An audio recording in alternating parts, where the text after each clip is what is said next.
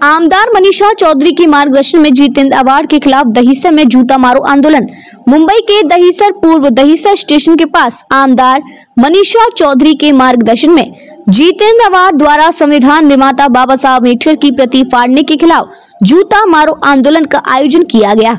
इस मौके पर भारतीय जनता पार्टी की महिलाएं मोर्चा, युवा मोर्चा के पदाधिकारी और कार्यकर्ता मौजूद थे। जूता मारो आंदोलन में आमदार मनीषा चौधरी ने जितेंद्र अवार्ड के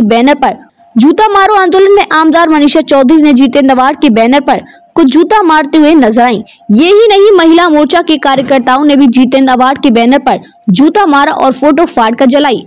आमदार मनीषा चौधरी ने निंदा करते हुए कहा कि जो संविधान निर्माता बाबा साहब अम्बेडकर प्रतीक को फाड़ा और जलाया, इससे उनके मन की विचार पता चलते हैं कि बाबा साहब अम्बेडकर का कितना सम्मान राष्ट्रवादी कांग्रेस पार्टी शरद चंद्र पवार के लोग करते हैं।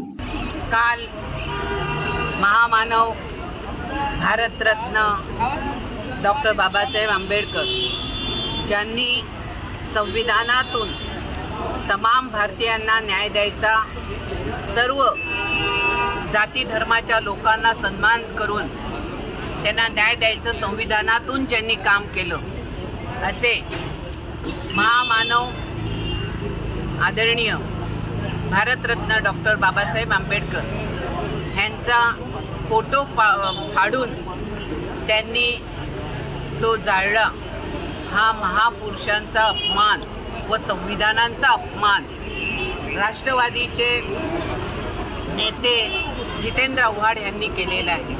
ह्याच्या निषेधार्थ आज तमाम भारतीय जनता पार्टी दहिसर विधानसभेतर्फे जितेंद्र आव्हाडांना जोडे मारून त्यांच्या राजीनाम्याची मागणी करत आज मुख्यमंत्री, उपमुख्यमंत्री यांनी तातडीने त्यांचा आमदारकीचा सुद्धा राजीनामा घ्यावा अशी मागणी आज आम्ही केलेली आहे।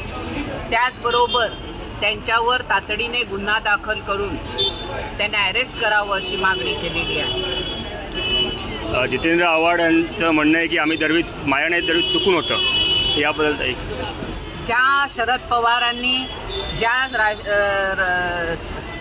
सोनिया गांधीच्या काँग्रेसने आणि उद्धव ठाकरेंनी महाराष्ट्रातल्या तमाम जनतेला निवडणुका दरम्यान मोदी निवडून आले तर संविधान बदलतील आणि संविधानाच्या रक्षणासाठी लोकांकडे मतं मागितली, त्याच आघाडीच्या एका आमदाराने संविधान ज्यांनी आम्हाला दिलं त्या महामानव महापुरुषाचा फोटो फाडून तो जाळला। ह्याचा अर्थ ह्यांना संविधानाबद्दल आणि बाबासाहेब आंबेडकरांबरोबर किती प्रेम आहे ते दिसून येते। त्यामुळे शरद पवारांचं आता बहुरूपी चेहरा हा जनतेला माहिती पडलेला आहे। एक मिनिट,